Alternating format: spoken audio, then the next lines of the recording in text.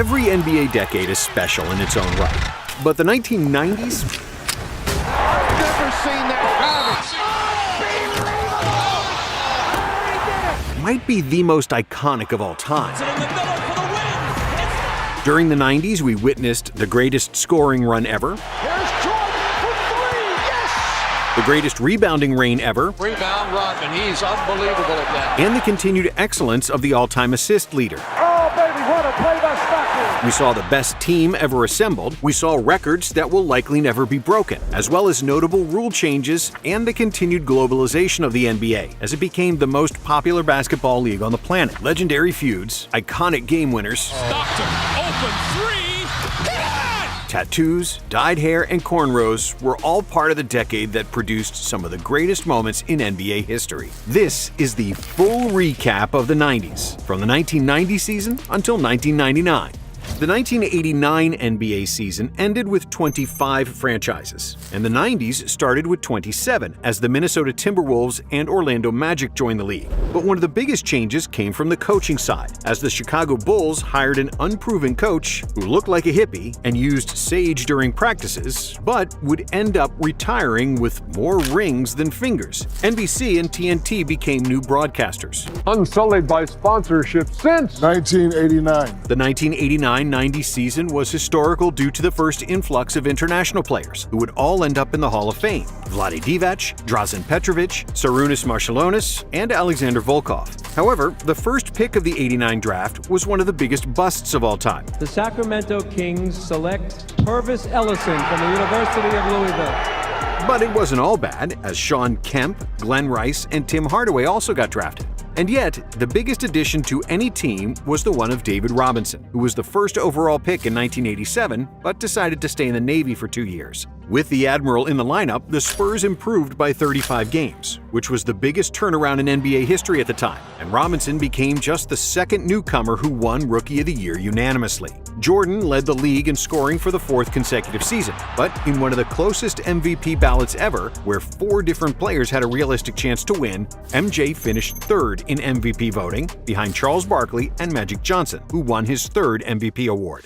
Dennis Rodman won his first Defensive Player of the Year, even though he averaged less than 1 steal and block per game, while Hakeem somehow finished second, despite averaging 2.1 steals and a league-leading 4.6 rejections. Olajuwon also notched a quadruple-double during the season, becoming only the 3rd player in NBA history to do so. In the All-Star game, East dominated the West, but Magic took home the MVP, and it was only the 3rd time in history a player on a losing team won the All-Star MVP. In the dunk contest, Dominique Wilkins defeated Kenny Smith, whose knees weren't as crooked yet, to win his 2nd slam dunk title. In the playoffs, despite having the MVP and the Coach of the Year, the Lakers struggled in their first year without Kareem Abdul-Jabbar and got defeated by the Suns in the 2nd round. It is all over. The Lakers have been eliminated. However, it was the Portland Trailblazers who won the West, behind a great backcourt duo of Terry Porter and Clyde Drexler. In the East, Michael Jordan got his 2nd conference finals, but for the 3rd year in a row, he got punched, kicked, and grabbed by the Pistons and their Jordan rules. MJ still pushed the Pistons to Game 7, where he would score 31 points with 8 rebounds and 9 assists. But the rest of the Bulls starters shot an abysmal 23% from the floor, scoring just 43 points, and the Pistons blew them out to advance to their 3rd consecutive NBA Finals. In the championship round, it was very close, as 4 games were decided by less than a 6-point margin of victory. But the Pistons proved their championship pedigree, winning the title in 5 games, with Isaiah Thomas as the Finals MVP.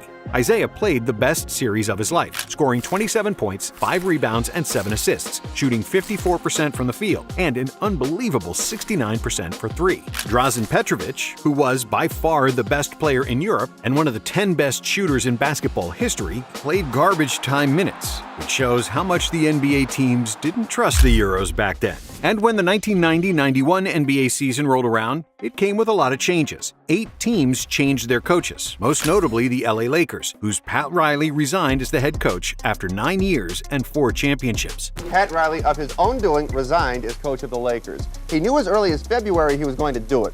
After the season, he made an agreement with Jerry Buss not to announce it until his replacement had been selected. The Orlando Magic didn't change their coach, but they changed conferences. And after they had more travel miles than any other team, they unsurprisingly returned to the East after 1 year. There were also some rule changes. The NBA instituted the Trent Tucker rule, named after Trent Tucker, who hit a walk-off three-point field goal at the buzzer in the previous season with 0.1 seconds left on the clock. The new rule prevented any shot from being taken with up to 0.2 seconds left in the period, except for tip-ins. And after years of hacking, namely by the rough bad boy Pistons, the NBA introduced the flagrant foul. In the otherwise weak draft class, Hall of Famers Gary Payton and Toni Kukoc were drafted, even though the Croatian forward would stay in Europe for the next 3 seasons. The season started in Tokyo, at least for the Suns and the Jazz, who played their first game of the season in Japan, as the NBA became the first major professional sports league to play outside North America.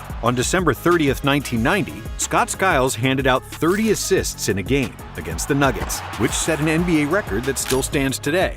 Rodman repeated as the Defensive Player of the Year, Hakeem changed his name, Barkley spat on a little girl sitting courtside, while Jordan won another scoring title and his second MVP award. This was also the first season since 1981 that the Lakers didn't have the #1 seed in the Western Conference, which is insane and tells you how great of a player Magic Johnson was. The Lakers would defeat Hakeem's Rockets and the Run TMC Warriors in the first 2 playoff rounds. But in the conference finals, everyone expected the #1 seeded Blazers to advance to the finals again. However, Magic showed that he still owned the West, making his 9th trip to the finals in 12 years. Another crazy feat. The stage is set for the Air Magic Show in the NBA Finals. Starting Sunday, it'll be Michael Jordan and the Chicago Bulls against Magic Johnson and the LA Lakers. But the biggest story happened in the East. After years of bullying, Michael Jordan and his Bulls finally shook off the Detroit Pistons in a clean series sweep. And before the final buzzer sounded in Game 4, Isaiah Thomas and the Pistons walked off the court, passing by the Bulls bench with their heads down, refusing to congratulate the winners. MJ took this personally, and 1 month later he had his revenge on Isaiah. But more on that later. In the finals, things didn't start so well for the Bulls, as the Lakers won Game 1 in Chicago. But then Scottie Pippen started guarding Magic, which changed everything and turned the series around. Jordan was absolutely spectacular, with 31 points and 11 assists, and nearly 3 steals on average, while shooting 55% from the field and 50% from 3. The 1991 Jordan was the best version of Michael, and it produced one of the most famous layups in NBA history.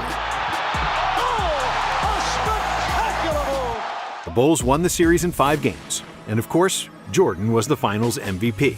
But now, let's talk about Michael's revenge on Isaiah Thomas. 1 month after the season, around the time when Terminator 2 ruled the box office, the NBA League, Commissioner Stern, and the U.S. Olympic program agreed to send NBA players to the Olympics after the collegiate athletes only won bronze in 1988. The first call was for Michael, who famously accepted to play, but only if Isaiah Thomas wasn't on the team.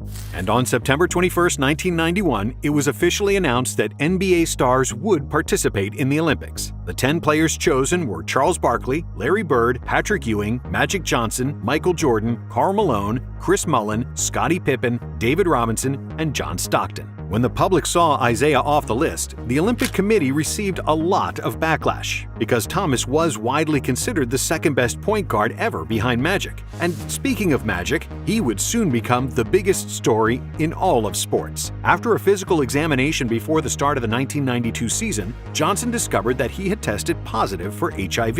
And on November 7, 1991, Johnson organized arguably the saddest and the most memorable press conference in NBA history. Because of the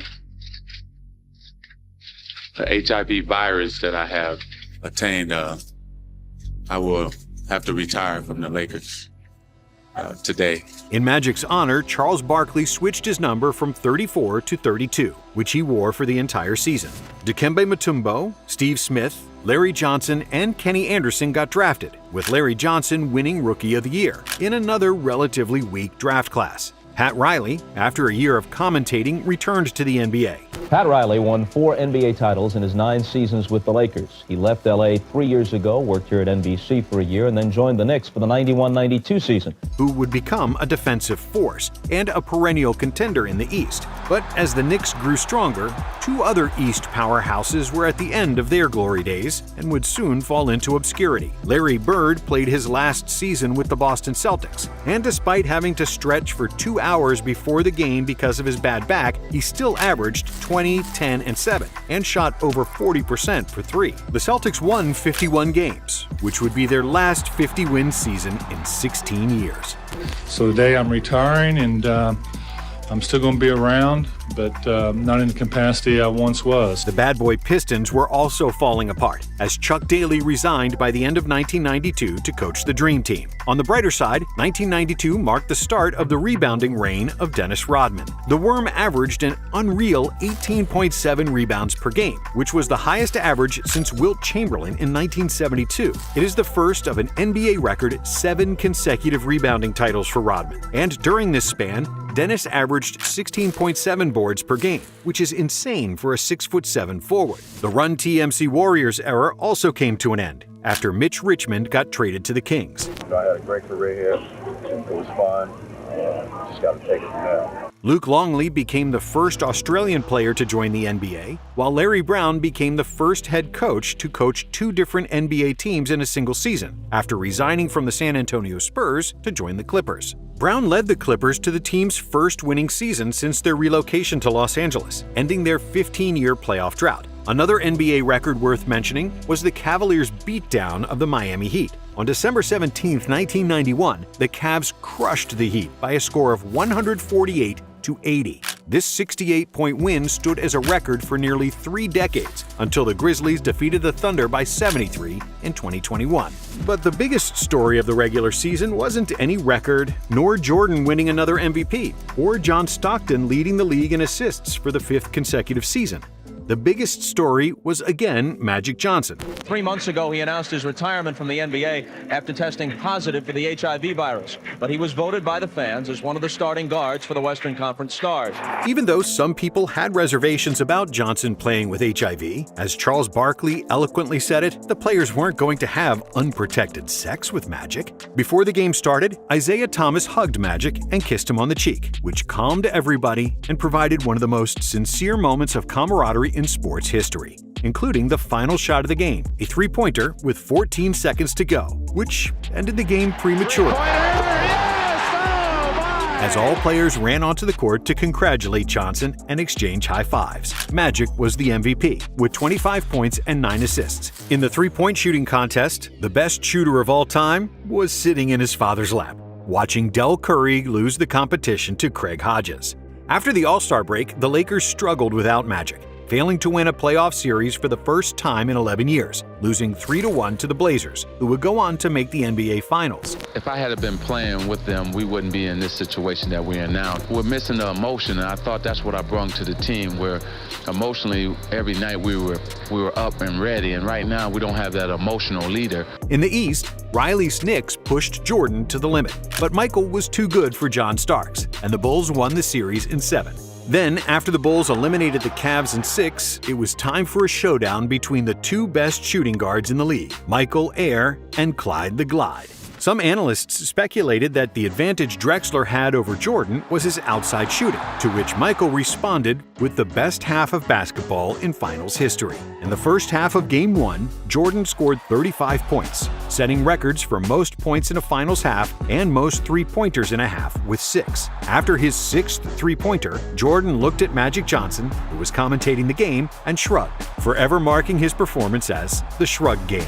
And even though the Blazers kept the series interesting, with the series tied after Game 4, MJ was simply on another planet, and the Bulls clinched their 2nd NBA championship in 6 games. Jordan, of course, was the Finals MVP, with averages of 35, 5, and 6, including 43% shooting from deep, while Drexler only shot 15% from downtown, as the short-lived debate on the best shooting guard in the world was settled. But MJ and Clyde would become teammates just several weeks later as they joined the rest of the Dream Team in Barcelona. The 1992 Olympic Dream Team became legendary for the amount of Hall of Famers that cruised to a gold medal, with the hype around a single basketball team that would likely never be repeated again. But before the Olympics even started, one guy that was supposed to be on the Dream Team just got drafted to the NBA.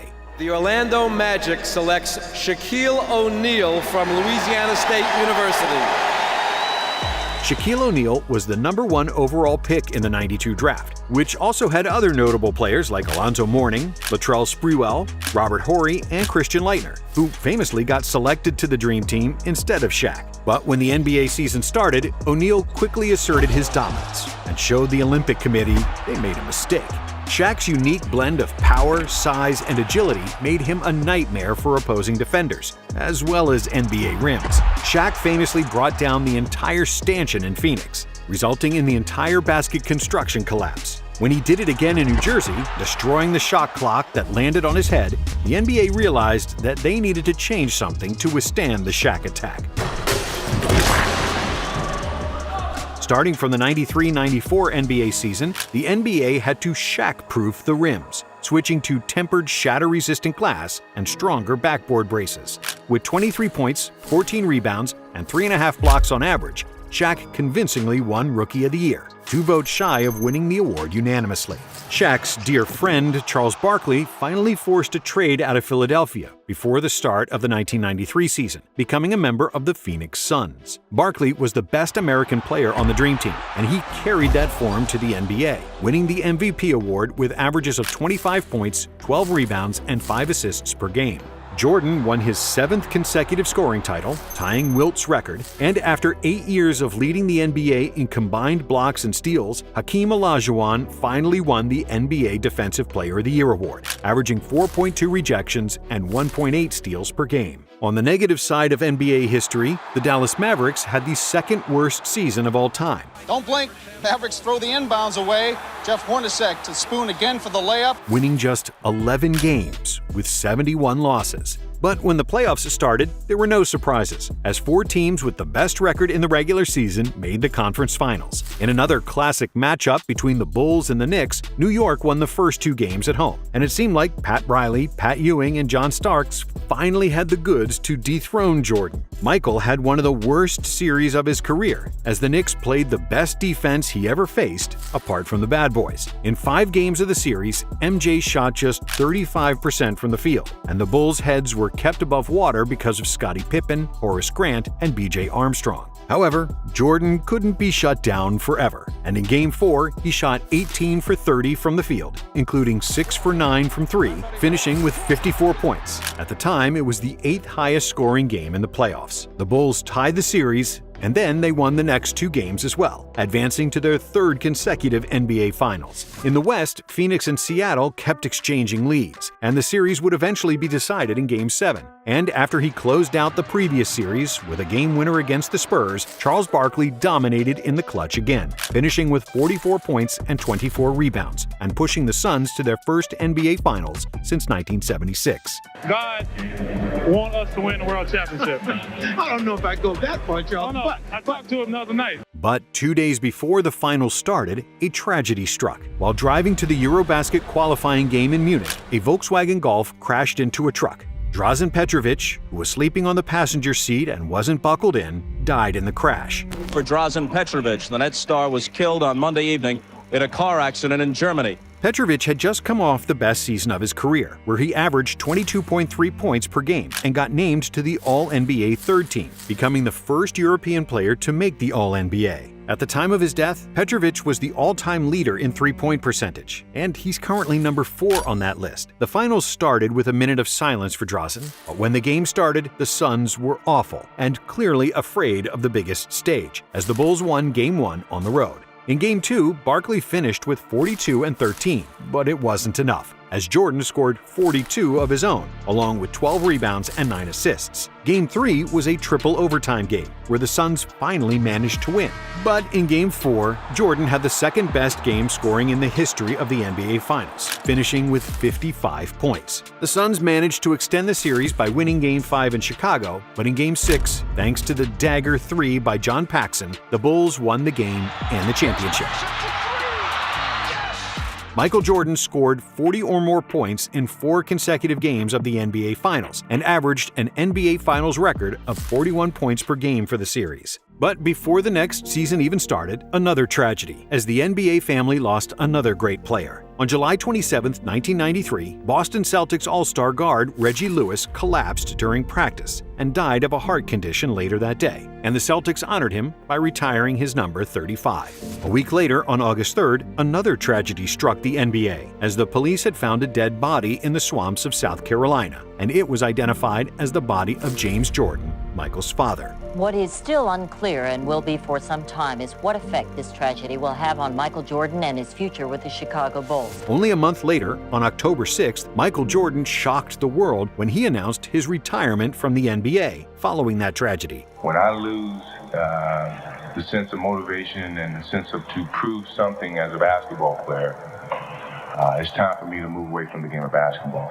However, the rest of the league had to keep going, and there were some new notable additions, as Chris Webber got drafted first overall by the Orlando Magic, who became the first team to earn the top overall pick in consecutive years in the lottery era. But because of Shaq's influence, who became good friends with Penny Hardaway during the filming of the movie Blue Chips, the Magic traded Webber to Golden State for Hardaway, who was the third overall pick. Jamal Mashburn, Allen Houston, Sam Cassell, and Nick Van Exel also got drafted in this class. Then, Magic Johnson returned to the NBA as the coach of the Lakers. I do know that what it takes to win, and I do know what it takes to be a good basketball player, and that's hard work. Joining the team for the last 16 games with a record of 5-11. The Lakers ultimately missed the playoffs for the first time since 1976, and just like he did when he was the Lakers GM, I'm not gonna be here. Johnson quit the job. The Celtics also missed the playoffs, and this was the first time in history that neither historic franchise qualified for the postseason. This storied rivalry has been reduced to a couple of clubs barely over break-even. Magic's good friend Isaiah Thomas suffered a torn Achilles during the season, which forced his retirement from the NBA, just like Bill Laimbeer, who also decided to hang them up. On the other hand, another bad boy was thriving. Dennis Rodman, now playing for the Spurs, continued to dominate the glass with 17 rebounds per game. On top of his on-court performance, Rodman fully embraced his inner bad boy and started to dye his hair almost every game. His front-court teammate David Robinson notched a quadruple-double, which was just the fourth and the last time it happened in an NBA game. And to win a scoring title over Shaq, Robinson went berserk in the final game of the regular season, scoring 71 points, the 7th highest scoring game ever at the time. Reggie Miller became just the third player in NBA history to shoot 50, 40, 90 for the season, joining Larry Bird and Mark Price. Mahmoud Abdul-Rauf shot 95.6% from the free throw line, which was the second best mark in NBA history, behind Calvin Murphy's 95.8% from the 81 season. Abdul-Rauf hit 219 out of 229 free throws in '94, and if he had made just one more from the charity stripe, he would have broken Murphy's record. But without Jordan in the league, Hakeem Olajuwon took the throne as the best player in the NBA. His Rockets started the season 15-0, which was the best start in NBA history. Hakeem became only the second player in history to win MVP and Defensive Player of the Year in the same season, after MJ did it in 1988. This was the closest Defensive Player of the Year voting in history, as Hakeem won with 23 points out of 101, in front of David Robinson with 22, Dikembe Mutombo with 19, and Scottie Pippen with 11. In the playoffs, Mutombo and his Nuggets became the first 8th seed to upset the number 1 seed, defeating the 63-win Supersonics 3-2 in the first round. Denver did a big favor to the Rockets, who didn't match up well with Seattle, and after a tough battle with Charles Barkley, Hakeem and the Rockets made the NBA Finals. In the East, the Jordanless Bulls nearly defeated the Knicks in the second round, but New York eventually advanced after 7 tough games. In the conference finals, the Knicks were losing 3-2 to the Pacers, and Game 5 will forever be remembered by Reggie Miller's choke sign towards Spike Lee. However, the Knicks had the last laugh, winning Games 6 and 7 to advance to their first NBA Finals since 1973. The finals between the Knicks and the Rockets were one of the toughest physical and defensive-oriented finals in NBA history, as neither team scored more than 93 points in the series. After 6 games, the series was tied. But then, in Game 7, John Starks, who was the leading Knicks scorer coming into the game, had an absolute dud. Starks shot just 2 for 18 from the field, including 0 for 11 from 3, and the Rockets won the game 90-84. Olajuwon won the Finals MVP with averages of 27, 9, and 4, with 4 blocks per game, limiting Ewing to just 36% shooting in the finals. And after such a low-scoring finals and overall decrease in offensive output compared to the 80s, the NBA wanted to increase scoring before the start of the 94-95 season. So they shortened the three-point arc to a uniform 22 feet around the basket, compared to the 23 feet 9 inches it was before. The league average from downtown was 33.3% in 1994, and with the shortened distance, it rose to 35.9%. And Steve Kerr led the league with 52.4% accuracy on three-pointers, which was the NBA record that stood until 2010, when Kyle Korver broke it with 53.5%. Also, starting from the 1995 season, players fouled while in the act of shooting a three-point attempt would get 3 free throws instead of 2. Jason Kidd, Grant Hill, Jalen Rose, Juwan Howard, and Glenn Robinson got drafted, with Kidd and Grant Hill winning the Co-Rookie of the Year award. Grant Hill and Jason Kidd, the co-rookies of the year in the NBA. Hill also became the first rookie in professional sports to lead fan balloting for the NBA All-Star Game. Coach Lenny Wilkins passed Red Auerbach to become the NBA's all-time leader in wins, a record that stood for 15 years, until it was broken by Don Nelson. Shaq won his first scoring title, Dikembe Mutombo won his first Defensive Player of the Year, while David Robinson won the MVP award. 1995 was also the last season for Moses Malone and Manute Bol. However, the biggest story was Michael Jordan, who returned to the NBA after a 15-month absence playing baseball. The economy has produced 6.1 million jobs since I became president. And if Michael Jordan goes back to the Bulls, it'll be 6,100,001. Jordan's announcement became legendary, as it consisted of just a 2-word fax. I'm back. That's all Jordan said on Saturday. That was really all Jordan needed to say as his 17-month retirement came to an end. Since the Bulls had already retired his number 23, MJ started wearing number 45. And in just the 5th game since he returned, MJ scored 55 in the Madison Square Garden in the famous double nickel game. But the number 45 wouldn't last long. After Game 1 of the conference semifinals against Orlando, when Nick Anderson stole the ball from Michael in the final minute, which clinched the game for the Magic, Anderson boasted that 45 is not 23, alluding to the end of Michael's dominance in the NBA. So, for the next game, Jordan returned to the number 23, scoring 38 points in Game 2 and tying the series. However, due to the inferior front line, the Bulls couldn't battle Shaq and Horace Grant, and the Magic won the series in 6 games. The Indiana Pacers played another memorable series against the Knicks, highlighted by Reggie Miller's legendary 8 points in 9 seconds to steal Game 1 in New York. And a steal. Miller retreats to the three-point line and hits again. In a series where 4 games were decided on the final possession, the Pacers defeated the Knicks, winning 97-95 in Game 7. And it's all over. The Indiana Pacers have defeated the New York Knicks. The East Finals would also go to 7 games, with Orlando edging out the Pacers to advance to their first NBA Finals, becoming the first of the 1980s expansion franchises to reach the championship round. In the West, the Rockets overcame a 2-1 deficit against the Jazz to win the series 3-2, but their championship dreams seemed to be over against the Suns, who had a 3-1 lead in the second round, with a double-digit advantage in Game 5. But Houston persevered and completely turned the game and the series around. In Game 7, the Rockets won 115-114 on a Mario Elie three-pointer, later dubbed as the Kiss of Death. In the conference finals, Hakeem embarrassed David Robinson with this filthy move. Olajuwon was mad that Robinson won the MVP over him, and he completely outclassed his rival with 35 points, 12 rebounds, 5 assists, and 4 blocks per game. Before the finals, Shaq was partying with teammate Dennis Scott for a week straight, but still, they were inches away from winning Game 1. Up by 3, the Magic's Nick Anderson had 2 free throws, but he missed both. However, Anderson grabbed his own rebound, and with 10 seconds to go, he got fouled. If he made only 1 free throw, Orlando would have won. But Anderson missed his 2 freebies again. And he misses 4 straight.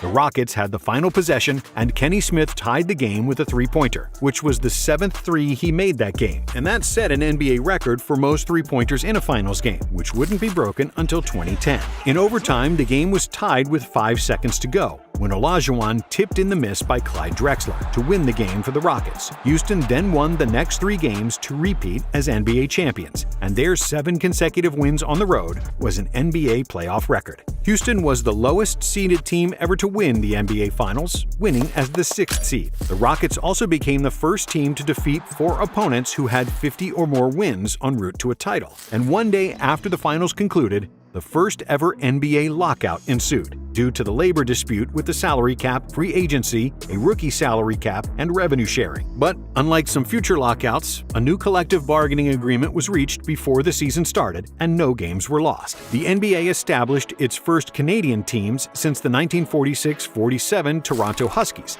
as the Toronto Raptors and the Vancouver Grizzlies made their debuts as the NBA's 28th and 29th franchises. Pat Riley became the new head coach and team president for the Miami Heat, for which Miami paid a $1 million fine and first-round pick to New York because they were found guilty of tampering with the former Knicks coach. During the offseason, Jordan was filming Space Jam, while also maniacally training to get himself into the best shape of his career. Kevin Garnett got drafted by the Minnesota Timberwolves, becoming the first high school player to enter the NBA since Moses Malone in the late 70s. Rasheed Wallace, Michael Finley, Jerry Stackhouse, and Damon Stoudemire also got drafted in this class, with Stoudemire winning Rookie of the Year. Magic Johnson returned to the NBA after a 4-year absence, playing 32 games for the Lakers, before finally retiring for good at the end of the season. But it was actually Mahmoud Abdul-Rauf who became the most talked-about player in the NBA when he refused to stand for the American national anthem, stating that the flag was a symbol of oppression,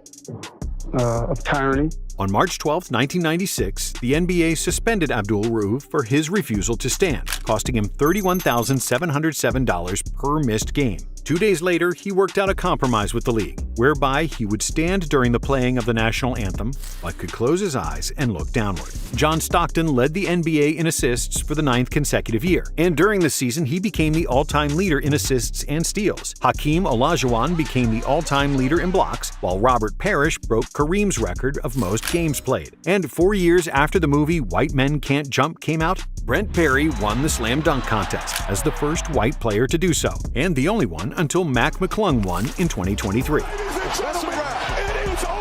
Dennis Scott made the NBA record in three-pointers made in a season with 267, and it stood for 17 years until Steph Curry made 272 threes in 2013.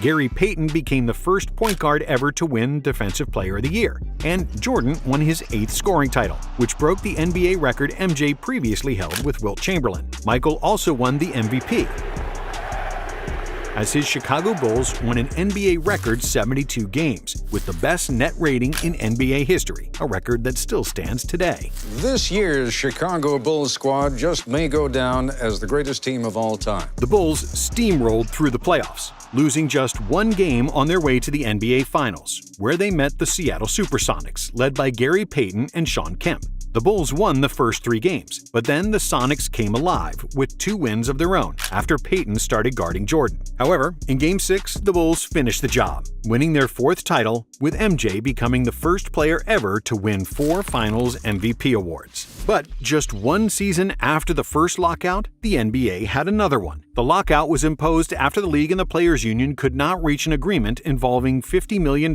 in profit sharing from television revenue. But after just a few hours of negotiations, the Players' Union and the league reached an agreement. In the 96-97 season, the NBA salary cap was roughly $24 million. Only 4 players in the league were making over $10 million per season, led by Horace Grant and his $14 million salary. But then there was also Michael Jordan, who earned $30 million that year, which was more than what 21 other franchises paid for their entire roster. This was possible because at the time, there was no maximum salary rule, and teams were allowed to go over the salary cap to re-sign their own free agents. So Jordan took advantage of that, signing a big 1-year contract. MJ's deal was trailblazing, and it led to other superstars soon demanding and getting more money. The 1996 free agency was the first modern free agency, where a plethora of superstars started talking to the entire league in order to get the best offer. Before 1996, no NBA player had signed a $100 million contract. No player had made $20 million in one season. But then, a big splash, as the biggest fish in free agency changed oceans, deciding to move from the Atlantic coast to the Pacific. If there is demand for a product, the price of the product goes up. If a bidding war ensues, the price of the product goes way, way up. And that brings us to Shaquille O'Neal. On July 18, 1996, Shaquille O'Neal and the Los Angeles Lakers agreed to what was then the largest contract in the history of sports. The contract was worth $120 million over 7 years, while the Orlando Magic were left stranded for their indecisiveness to re-sign. The Heat signed Mourning to a 7-year deal worth $112 million, but Riley wasn't done there, wanting to also sign Juwan Howard. It appeared that the Heat had Howard locked into a 7-year, $100 million deal, but the NBA voided the contract, citing the Heat for incentive bonuses for Tim Hardaway and P.J. Brown. Howard then signed a $105 million deal to stay with the Washington Bullets, while Charles Barkley got traded to the Rockets to join Olajuwon and Drexler. But before the season even started, a new crop of rookies joined the NBA, arguably the best draft class of all time. The Philadelphia 76ers select Allen Iverson from Georgetown University. Allen Iverson was the #1 overall pick, but there was also Kobe, who followed KG's path and came directly from high school. I have decided to skip college and take my talent to the NBA. Steve Nash, and Ray Allen, all future first-ballot Hall of Famers. Other notable players include Jermaine O'Neal, Peja Stojakovic, Stephon Marbury, Marcus Canby, Antoine Walker, Sharif Abdur-Rahim, Zydrunas Ilgauskas, and Derek Fisher. After a 3-15 start to the season, the Spurs GM Greg Popovich fired coach Bob Hill and started coaching the team himself, starting his 28-year coaching tenure with San Antonio. The Utah Jazz broke the NBA record for the biggest comeback, winning a game against the Nuggets after trailing by 36 in the second quarter. Kevin Garnett became the youngest player selected for the All-Star game. It's the youngest man since Magic Johnson to make an All-Star team, Kevin Garnett. And during the All-Star weekend, the NBA celebrated its 50th anniversary by naming the 50 greatest players in history, where Wilt and Mike enjoyed some trash talking, while Kobe won the slam dunk contest. Some of the most memorable regular season moments were when Dennis Rodman got suspended for 11 games for kicking a cameraman, and when Allen Iverson crossed over MJ. Allen shakes free, gets AI also became the first rookie to string 5 consecutive 40-point games. Iverson won Rookie of the Year, and Jordan won his 9th scoring title, all while Karl Malone won the MVP over MJ, even though the Bulls won 69 games, narrowly missing being the first team with consecutive 70-win seasons. For the first time in 10 years, John Stockton wasn't the league leader in assists, as Mark Jackson led the NBA with 11.4 dimes per game. In the playoffs, the most intense series was the second-round matchup between the Knicks and the Heat, which would start one of the most bitter rivalries of the entire decade. In Game 5, P.J. Brown flipped Charlie Ward on the hardwood, inciting a brawl between the two. As a result, Brown was handed a 2-game suspension, while Ward was suspended for Game 6. However, as a result of leaving the bench during the brawl, Patrick Ewing and Allen Houston were suspended for Game 6, while Larry Johnson and John Starks were suspended for Game 7. And even though the Knicks held a 3-1 series lead, with all the suspensions of their 4 best players, they couldn't battle the Heat, and Miami advanced after 7 games. But in the conference finals, Jordan and the Bulls made quick work of the Heat, limiting Miami to just 78 points on average, and beating them in 5 games to advance to another NBA Finals. In the West, the Rockets defeated the Sonics in a close 7-game series to make the conference finals, while Utah defeated the Lakers in 5 games in a series that will mostly be remembered by Kobe's 4 airball misses. In Game 4 of that series, Karl Malone hit all 18 of his free throw attempts, setting a playoff record for most attempts without a miss, since broken by Paul Pierce and Dirk Nowitzki. In the West, despite the Rockets' big 3, Utah was a better team, and they advanced after John Stockton hit a buzzer-beating 3 in Game 6. Stockton, open 3, hit it! Game 1 of the finals was tied with 10 seconds to go, and Karl Malone was at the free throw line when Scottie Pippen told him the infamous line, "The mailman doesn't deliver on Sunday." The game was played on Sunday, and just like Pippen predicted, the mailman didn't deliver, missing both free throws. On the other end, Jordan dribbled the ball down the court and then made a 20-foot jumper at the buzzer to win Game 1. Malone had another poor performance in Game 2, which the Bulls won with ease. But in Game 3 in Utah, the mailman finally delivered, leading the Jazz to victory with 37-10. In Game 4, even though the Bulls had a 73-69 lead with a minute to go, with a series of misses and turnovers, the Jazz outscored the Bulls 12-2 in the clutch and tied the series. Game 5 was the most famous game of the series and probably one of the most memorable games of Michael Jordan's career. Despite a heavy fever and a weakened body, Jordan came out of bed an hour and a half before the game started and suited up. However, it was clear that he wasn't up to par, as the Jazz generated a 16-point lead. But then, Jordan started hitting, and the Jazz lead was slowly starting to melt. In the last minute, with the game tied at 85, Michael made a clutch three-pointer that would secure the victory for the Bulls. Jordan played 44 minutes, finishing the game with 38 points, 7 rebounds, 5 assists, 3 steals, and 1 block, before collapsing into Scottie Pippen's arms. In Game 6, MJ was feeling much better, scoring 39 points. However, it was Steve Kerr who was the unexpected hero, hitting the game-winning shot, while Scottie Pippen made a crucial steal at the end of the game to secure the 5th NBA title for the Bulls. And the 1997-98 season was the year of the coaches. First, an NBA legend returned to the court, but this time, Larry Bird was not playing, but coaching the Indiana Pacers, where he'd immediately win the Coach of the Year award. Secondly, Phil Jackson and the Bulls announced that the Zen Master would stop coaching Chicago at the end of the season, which created constant drama around the team in a season known as The Last Dance. Thirdly, the Warriors head coach PJ Carlesimo grabbed all the headlines when he appeared at a press conference with clear marks around his neck, which would later be discovered to be marks from Latrell Sprewell's hands. Spree threatened to kill him, and he nearly succeeded, for which he received a 68-game suspension, at the time the longest suspension in NBA history. And speaking of violence, the Washington Bullets didn't want to be associated with guns, so they renamed the team and became the Washington Wizards. Tim Duncan got drafted first overall by the Spurs, who won 36 games more than the previous season, which was the biggest turnaround in NBA history. Hall of Famers Tracy McGrady and Chauncey Billups also got drafted. The NBA reverted the three-point line back to 23 feet 9 inches at the top of the key, while the distance from the corners remained at 22 feet. The league average dropped from 36% accuracy and 6 made threes in 1997 to 34.5% and 4.4 made three-pointers in 1998. Now, for comparison, in the 2024 NBA season, teams averaged 12.8 makes from downtown, with a 36.6% accuracy. Violet Palmer and Dee Kantner made history, becoming the first female officials in major American sports leagues. The Denver Nuggets made the history books as the 4th team ever to lose 70 games in a season, finishing with an 11-71 record. On February 27th, the Indiana Pacers defeated the Portland Trailblazers 124-59, marking the first time in NBA history that one team scored more than twice as many points as its opponent.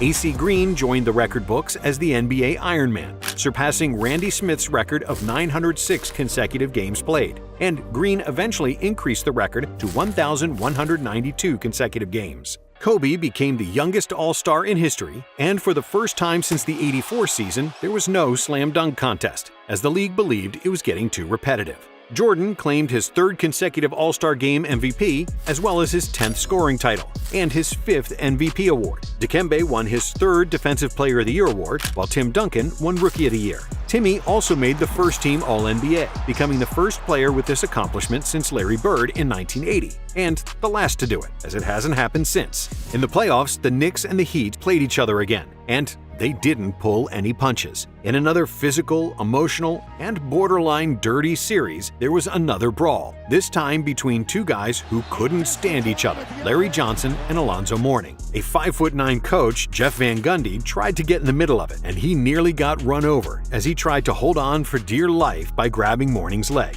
Johnson and Mourning got suspended for the deciding game of the series, but this time it was the Knicks who advanced. However, in the second round, the Knicks lost to Larry Bird and his Pacers, who made the conference finals against the Bulls, and Chicago was on its last legs. Pippen was hurt, and all the other players were tired on the back end of a 3rd consecutive year with over 100 games played. On the other hand, Reggie Miller was playing the best ball of his career, which he proved in Game 4, hitting a game-winning three-pointer after an uncalled offensive foul on Jordan.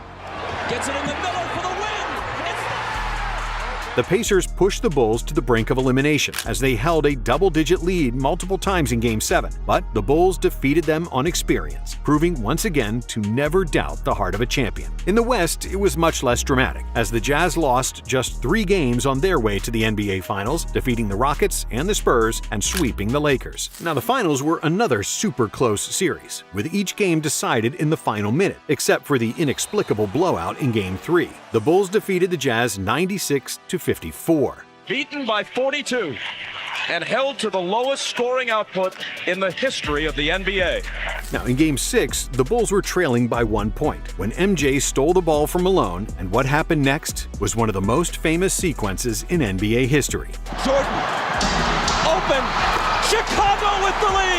And when Utah failed to score, the Bulls completed their second three-peat, and Jordan left the game with 6 titles and 6 Finals MVPs. And after the season, Phil Jackson stepped down. Phil Jackson cleaned out his office at the Chicago Bulls practice facility and made it official.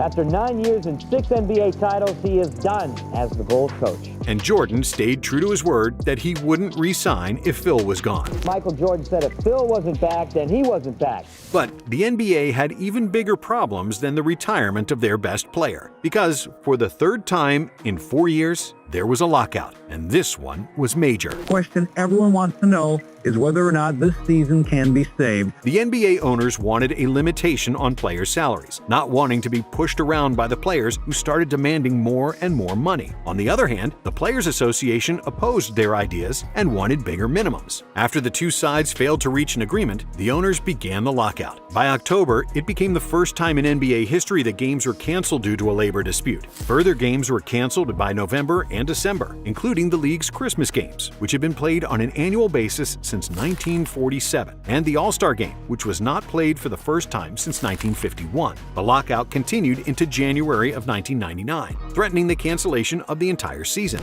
I think we sit and we wait and we watch as the season ticks away.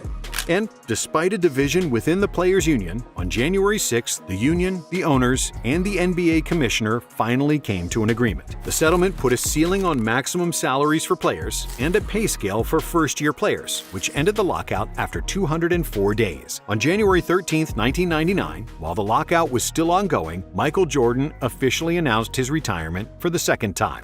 I want to say thank you to both of the gentlemen here, Mr. Stern and Mr. Reinsdorf, for presenting me with the opportunity to play the game of basketball. When the play resumed, the regular season was shortened to 50 games per team as opposed to the normal 82. And to preserve games between teams in the same conference and shorten flight time, some teams didn't meet each other at all during the course of the shortened season. Dirk Nowitzki, Paul Pierce, Vince Carter, Antoine Jameson, Jason Williams, Mike Bibby, and Rashard Lewis got drafted. Scottie Pippen joined Hakeem and Barkley in Houston, while the Bulls missed the playoffs completely for the first time in 14 years. They would also become the 2nd defending champion in NBA history that failed to make the playoffs, joining the 69-70 Boston Celtics, who missed the playoffs after Bill Russell's retirement. Karl Malone became the oldest player ever to win the NBA MVP, Vince Carter won the Rookie of the Year, and Allen Iverson won his first scoring title. In the playoffs, the Spurs lost just 1 game on their way to the NBA Finals, sweeping the Lakers in the 2nd round and then the Blazers in the conference finals. In the East, the Knicks had another nail-biter against the Heat, winning the series with Allen Houston's buzzer beater in the deciding Game 5. The Knicks became only the 2nd number 8 seed to advance in the playoffs by defeating a number 1 seed. The Knicks' Cinderella story continued, as they swept the Hawks in the 2nd round and then defeated the Pacers in 6 games to reach the NBA Finals, thus becoming the first 8th seed to reach the Finals, something that would later be repeated by the 2023 Heat team. However, in the series against Indiana, the Knicks lost Patrick Ewing to injury, which proved to be an insurmountable loss against the Spurs and their Twin Towers. And even though they had 2 great scorers in Allen Houston and Latrell Sprewell, Tim Duncan destroyed the Knicks in the post, leading the Spurs to a 4-1 victory and their first NBA championship. Thus, the 90s concluded as arguably the most legendary era of NBA basketball. Thank you for watching. And if you like this one, subscribe and watch some more nonstop.